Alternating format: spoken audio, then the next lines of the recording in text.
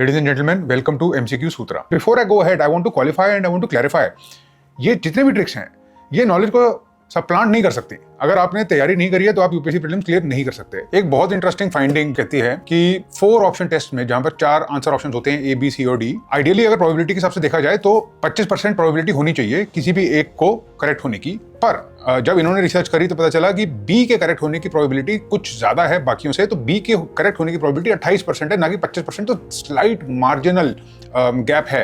अगर आपको कुछ भी समझ में नहीं आ रहा है और आप कुछ ऑप्शन एलिमिनेट कर चुके हो और B जिंदा है अभी भी और आपके पास चॉइस है, आप चाहते हो गेस वर्क करना, स्लाइटली हायर चांस कि B करेक्ट होगा। Apparently word length of the option अगर ज्यादा है, the option with the highest number of words is probably correct, slightly marginally more probability of it being correct, क्योंकि correct चीज को qualify करने के लिए कैवियट्स डालने पड़ते हैं, उसमें कुछ कंडीशंस डालने पड़ते हैं जो उसकी एक्यूरेसी को डिपेक्ट करने के लिए जरूरी होते हैं। तो there is a probability that the more number of words is correct. Extreme words को देखिए, जो स्टेटमेंट्स यूज करते हैं words like always, never, only, exactly, must, completely, ये एक्सट्रीम वर्ड्स हैं ऑब्वियसली, और in reality these are not always correct. The probability of them being correct in that statement that is being used is low. For instance, the president must always adhere to the advice of the Council of Ministers. This is obviously not correct. You should take a note of the language. If it is extreme, watch out for it. It is probably a good candidate for cancellation, elimination. Exact data trap. Options जिनमें बहुत ज़्यादा specific numbers दिए गए हैं, for instance 12.34% or exactly 7 years can be incorrect. Now obviously, for instance, India's forest cover increased exactly 12.34% last year. Exactly 3.4%, the probability of it being highly specific is low because the UPSC knows that you will not remember and there are other various reasons for it. तो मतलब it's like a bait. आप common sense use कर सकते हो इसको eliminate करने के लिए। तीसरा, कुछ ऑर्गेनाइजेशंस ऑब्वियसली वो काम नहीं करती जिनका ऑप्शन जो सजेस्ट कर रहा है option answer. For instance Ayushman Bharat, suppose Ayushman Bharat is launched by RBI. RBI, why will RBI launch Ayushman Bharat, जो कि obviously has something to do with health, ministry of health does that. इस टाइप की चीजें भी माइंड में रखना जरूरी है। हालांकि अभी आपको लग रहा होगा it is too common sensical, but जब पेपर सामने आता है तो ये सब चीजें काम आती हैं। कभी कभी दिमाग नहीं चलता ठीक टाइम पे। Another very frequently used technique by UPSC to confuse aspirants is polity के concepts या उसके definition को थोड़ा सा twist कर देना। जैसे for instance, the Indian Constitution explicitly defines secularism. It doesn't do that. So this is incorrect. पर secularism क्योंकि Constitution में है, इसलिए आपका gut instinct बोलेगा कि it is probably correct. आपको you might have a tendency to select it even when it is not. Another rule for elimination is the dates and chronology trap. Now the UPSC will often twist some dates or historical sequences subtly. थोड़ा सा careful रहने की जरूरत है इसमें। एक example लेते हैं, quit India movement. Quit India movement started before the Cripps mission arrival in India.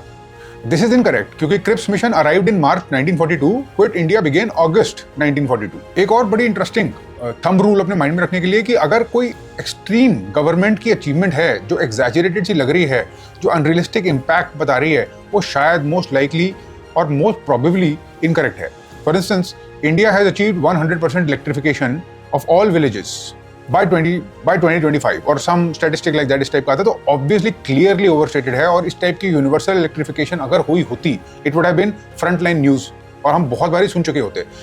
Extreme fact जो नहीं सुना हुआ है probably गलत होगा। How you can actually use some positive rules to make sure that you are clicking on the right option and you are not eliminating the right option.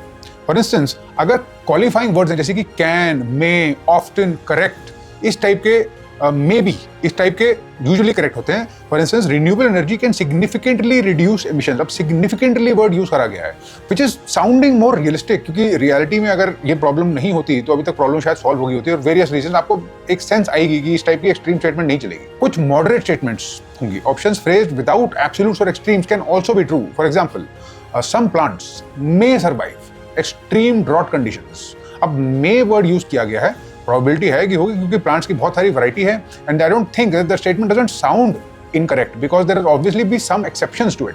अगर वो exceptions को क्वालिफाई करके वर्ड लेंथ बढ़ा रहे हैं इस option की, तो फिर वो करेक्ट होने की प्रोबेबिलिटी ऐसे मैंने पता है। एक और इंटरेस्टिंग थंब रूल माइंड में रखने के लिए, जो स्टेटमेंट है वो कितनी हार्ड टू प्रूव है, how hard is it to prove. For instance, the drainage system of Harappan cities is often compared to modern standards.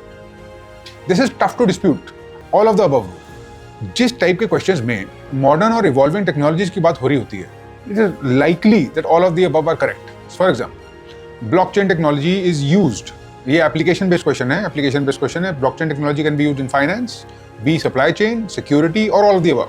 तो because blockchain is a broad based technology and you have a basic understanding of how the technology works, you will know कि obviously ये हर जगह है या इससे भी बहुत सारी जगह पे इसकी एप्लीकेशन है।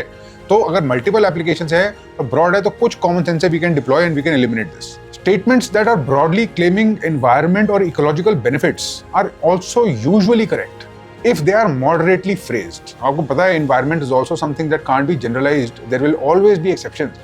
Keep that in mind and take an example. For instance, mangrove forests help reduce coastal erosion. This is scientifically modest, it's a moderate claim, you may even have heard it is correct। General statements in economy and polity, अगर moderately general statement है which is related to constitution or governance or economic principles, it may be usually correct। For instance, public debt management is crucial for fiscal stability। इस type की statement correct है। Now we come to how to attempt the question paper.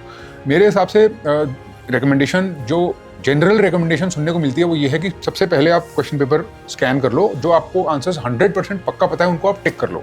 मुझे नहीं लगता कि ऐसा करना चाहिए, थोड़ा सा मॉडिफाइड स्ट्रैटेजी यूज कर लेनी चाहिए। पहले राउंड में करेक्ट आंसर्स टिक ना करके सिर्फ गलत आंसर्स को एलिमिनेट करना चाहिए मेरे हिसाब से, because research shows that when you read them again हम माइक्रो गलतियां कभी कभार पकड़ लेते हैं जो कि एग्जामिनर चाहता है कि हम करें। इनफैक्ट डैनियल कैनमैन की book thinking fast and slow यही बताती है। थिंकिंग फास्ट एंड स्लो कहती है कि अगर हम if you are thinking fast that means you are using intuition, and if you are using intuition आप कुछ ऑब्वियस चीजें जिनमें थोड़ा सा दिमाग लगाने की जरूरत है to arrive at the right answer might be ignoring, that is why mistakes happen. Normally this happens in mathematics, normally it happens in logical reasoning, पर यूपीएससी में भी answer options can be tricky. और अगर ध्यान से देखा जाए तो आपको शायद करेक्ट पता हो, शायद करेक्ट ना पता हो, बट एटलीस्ट एलिमिनेशन बहुत आसान हो जाती है। राउंड 1 में एलिमिनेशन, राउंड 2 में आप धीरे धीरे उनको टिक करना स्टार्ट करते हो जो आपको पता है, and now you start ticking the right answers. आपने एक बार एलिमिनेशन कर दी तो जितने भी मैंने आपको रूल्स बताए, अगर आप उसके बाद एलिमिनेट नहीं कर पा रहे उन रूल्स को तब यूज करना है। पेपर अटेम्प्ट करने के कुछ फंडामेंटल प्रिंसिपल्स ये हैं, क्योंकि नेगेटिव मार्किंग है, आप तब तक उस क्वेश्चन को अटेम्प्ट ना करें जब तक आप एटलीस्ट एक ऑप्शन एलिमिनेट ना कर चुके हों।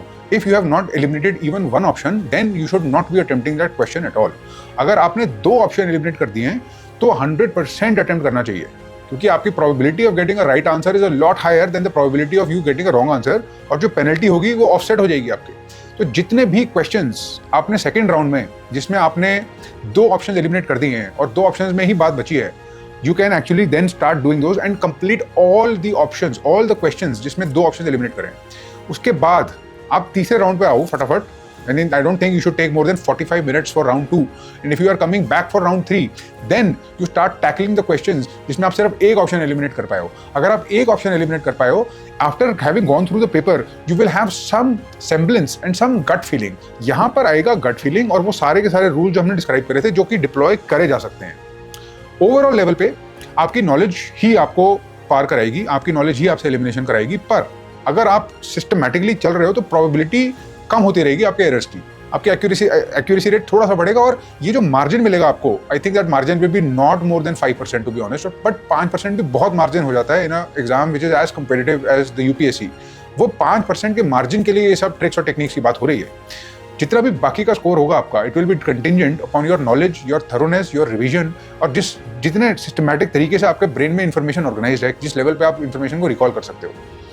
With these tricks, I hope they help you, but I hope also that you remember the caveat that they will never substitute for the actual preparation. So do that and then use these techniques. And also, I would like to recommend that you actually use these techniques first in a mock test. At least 2 or 3 mock tests में एक बार आपको try करना चाहिए देखने के लिए कि कितना फर्क पड़ रहा है। With that, I will close the video and thank you.